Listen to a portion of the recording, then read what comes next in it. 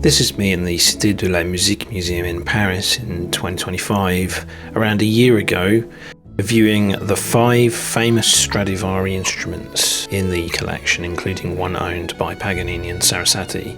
And included in that 5 is, of course, the Tua Strad. Dating from 1708, which incidentally was also played by Marie Soldat, who's been the subject of another recent video of mine. But little did I realise that just a year later I'd actually be researching who Tua was, joining the dots as I investigated violins owned by other famous players, the provenance of which led me to Teresina Tua and prompted me to make this video. Maddalena Maria Teresa Tua was born on the 23rd of April 1866 and lived to the ripe old age of 90 years, dying on the 28th of October 1956. Also known as Teresina, she was a prominent Italian violinist who demonstrated her musical talents from an early age.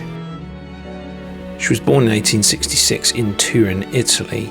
Her birthday was long believed falsely to be the 22nd of May 1867, due to a somewhat grim clerical error made when the Paris Conservatoire accidentally received the birth certificate for a younger Tua sister who died in infancy.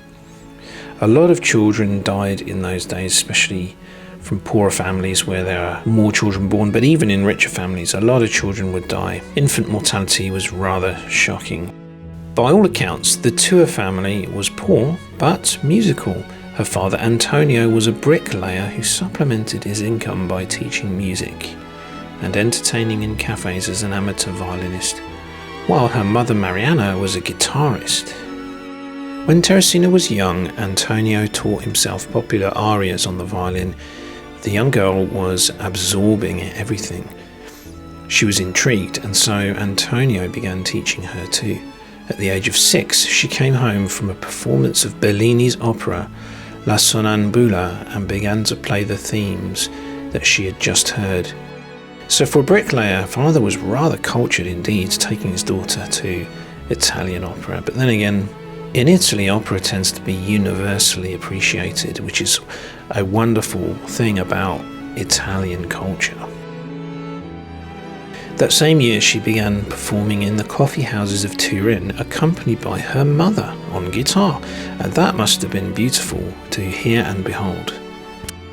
Teresina was strikingly precocious, and her parents wondered if she might have a future in music, just as the sisters Teresa and Maria Milanolo had, who were also from northern Italy and had taken Europe by storm in the 1840s, or Wilma Norman Neruda, who was famous by the mid-1870s, or Camilla Urso, who had already been a sensation in the United States for 20 years or so. And watch this space, because I'll be making videos on all these famous 19th century women violinists in due course on this channel.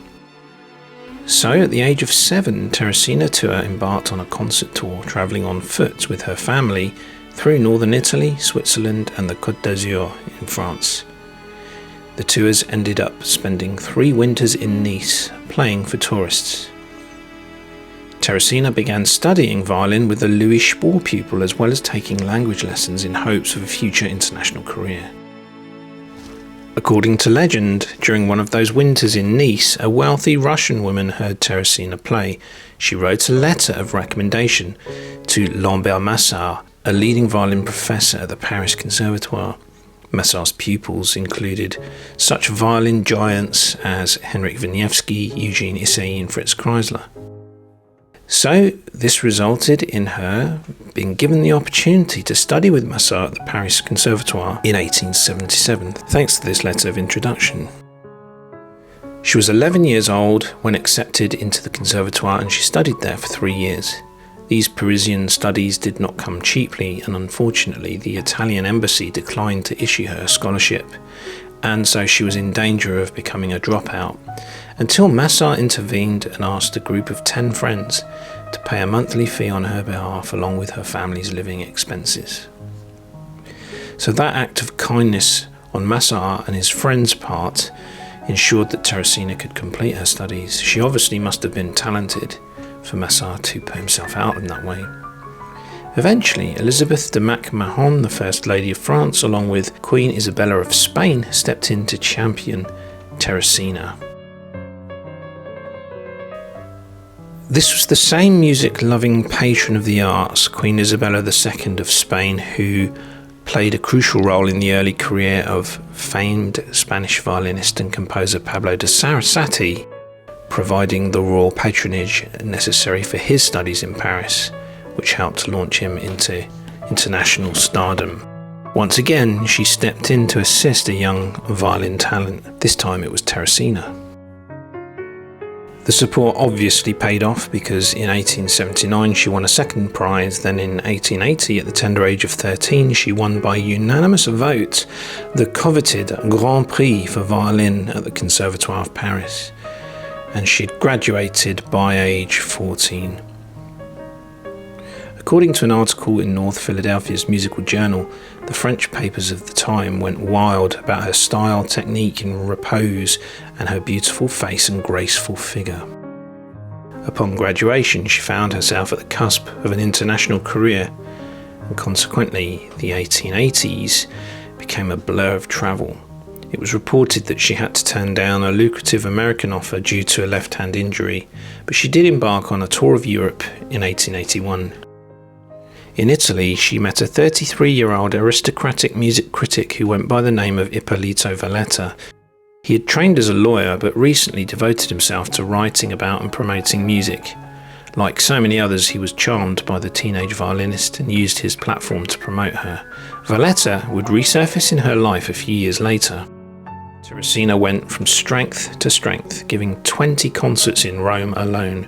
In Genoa, Verdi himself praised her, calling her Paganini's spiritual heir. In Venice, the Queen of Hanover wrote an introduction to Joseph Joachim for her, which served as her entry into the starry music scene of 1880s Berlin.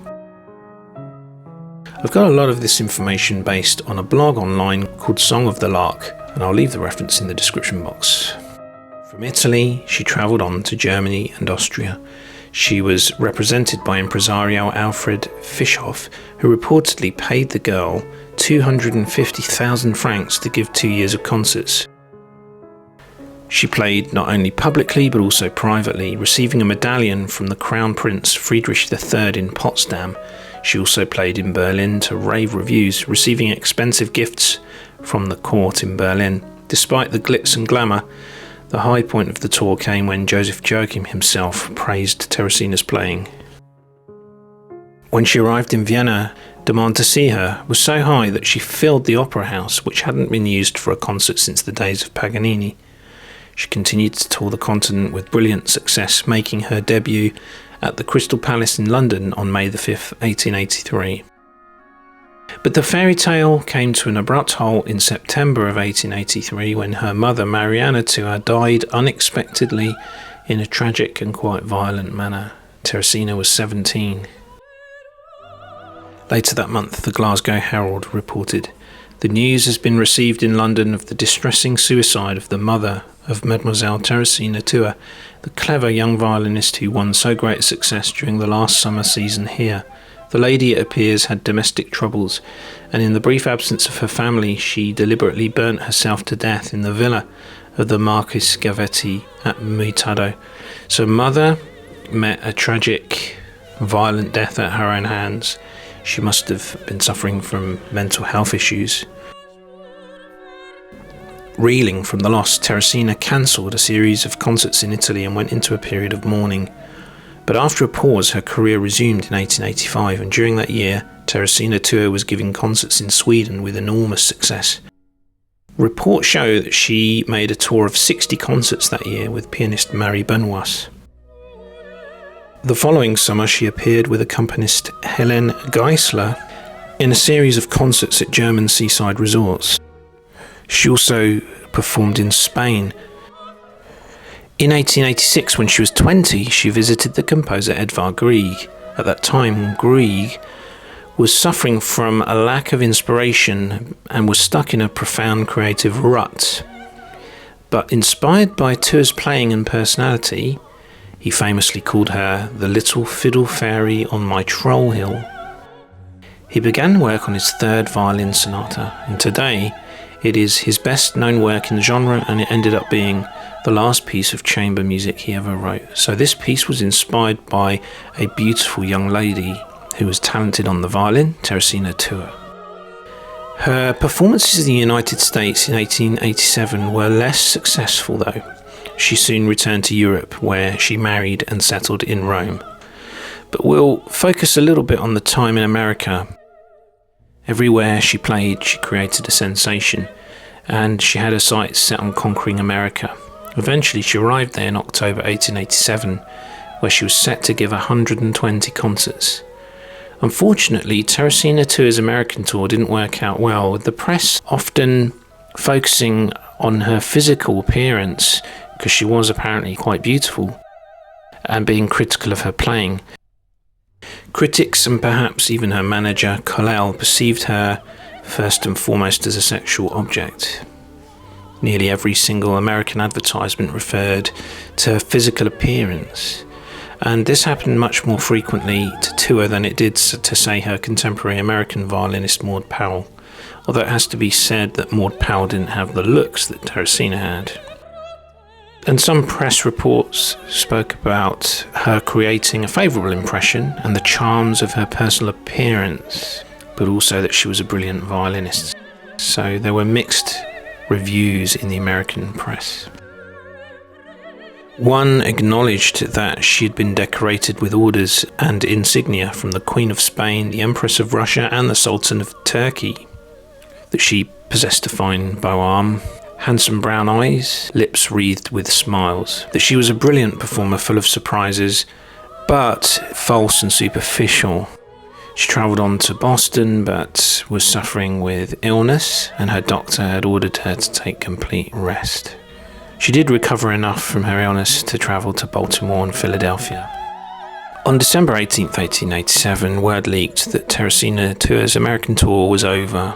The Brooklyn Daily Eagle wrote, "Manager Colel has paid Teresina $5,000 to release him from his contract. She has not been so great a success as he had hoped, and she'll settle down as a violin teacher in New York." That didn't happen though, because before the end of the year, Teresina left America, and upon her departure gave a defiant interview, portions of which were syndicated throughout the American press. Why stay here in America, which I admit I frankly do not like, when in Europe engagements, yes, scores of engagements are waiting for me. There too I am prime favourite, socially as well as artistically. I will not stay, things are much too dull here. So it's a shame that Teresina didn't manage to take America by storm like she had Europe. Upon her return to Europe, Tua married a wealthy member of the nobility, Count Franchi Verne della Valletta. He was of course her former champion, and he was a music critic, and also 18 years her senior. They married in 1889, settled down in Rome. She quickly became pregnant, and while expecting gave a series of farewell concerts in London, Turin and Germany, clearly anticipating the end of her professional life. But some sad news was reported in the musical world of September 1890 that Teresina, the gifted violinist, is seriously indisposed. On September 10th, the Baltimore Sun reported that she had just given birth to twins, a boy and a girl. But in a gut punch of tragedy, her daughter died in infancy and her son died at the age of 4. So that's quite a terrible experience to have to go through. But as a result, her planned retirement didn't last long, because in 1891 she began to give concerts again in Italy. And after the birth and death of her twins, she returned to the stage in earnest. And then she withdrew somewhat until the autumn of 1895, when she set out on a successful European tour, which included Russia, where she employed the accompanist Rachmaninoff, who was just 22 at the time. This was a hugely ambitious and grueling tour of Russia during this year of 1895, making her also the first female violinist to tour Siberia. Though Rachmaninoff was not impressed with her playing, suggesting that as an artist she's not serious but she has talent, he nevertheless shared the stage with her for 3 months. Sergei Rachmaninoff wrote to a friend, At the first concert in Lodz, against my anticipation, I played pretty well. I had a great success, but she, the Contessa Teresina Tua Franchi Verne della Valletta, had of course an even greater success. Incidentally, she does not play particularly well. Her technique is middling, but with her eyes and smiles, she plays magnificently for the public. As an artist, she's not serious, but she has talent. I can bear without too much irritation her sweet smiles before the audience, her breaks on high notes, her fermata alla Mazzini. I've learned one thing about her. She's very stingy, she's charming to me, very afraid that I'll scamper away. But that does conflict with some actions she would take later in her life, contradicting Rachmaninoff's claim that she was stingy, which we'll come on to a bit later. He ultimately did scamper away, saying that his advance had not been paid as promised. Years later, Rachmaninoff would make a benchmark recording of the Grieg Violin Sonata, the very one that Teresina had inspired, along with her fellow Massart student Fritz Kreisler on violin. She continued travelling throughout the 1890s, returning to Russia several times, even bringing her husband to serve as accompanist. And she returned to London in January 1897. She also performed that same year with Joachim and Alfredo Piatti to celebrate the 100th birthday of Donizetti. After the turn of the century, she gave fewer and fewer concerts. Instead, she turned to helping her husband in his concert presentation work, hosting evenings devoted to chamber music and promoting young artists and new music. Her husband, Ippolito Valletta, died in 1911. In 1913, she remarried, and her new husband was Emilio Quadrio. They got married on the 9th of February 1913. He was an author, publisher, and politician, Count Emilio Quadrio de Maria Pontaschielli. And that year, they began building a luxurious villa in Sondrio, named the Villa Sondrio, which boasted a central hall with deliberately top-notch acoustics. Teresina Tua's last public performance as violinist apparently occurred in Trieste in 1915 during World War I. She walked on stage dressed patriotically and pointedly in the colours of the Italian flag. During World War I, she also worked as a nurse. Her devoted service and concern for the injured earned her recognition from the Minister of War, the Minister of the Interior, and the Red Cross. But she didn't step completely away from music. She taught violin and viola at the Milan Conservatory from 1911 to 1924, and then at the Accademia di Santa Cecilia in Rome from 1925 to 1934. With financial considerations to keep playing no longer an issue, Tua had bid farewell to the concert stage in order to devote herself to teaching. Her second husband passed away in 1933, and her later years were spent liquidating their estate and looking inward. She donated the villa that they had built to the city of Sondrio. Today it's used as a library. She sold her famous jewels to fund scholarships for impoverished students, which was a nod to her own humble belongings perhaps, and also gave her instruments and bows to conservatories in Turin and Rome. She donated the rest of her possessions to the church and to charity. In 1940, she made a surprise decision to join a convent, where she remained until she died in 1956. This was the Convent of Perpetual Adorers of the Most Blessed Sacrament in Rome, and she took the name of Sister Mary of Jesus, Maria di Gesù. She passed away on October the 28th, 1956.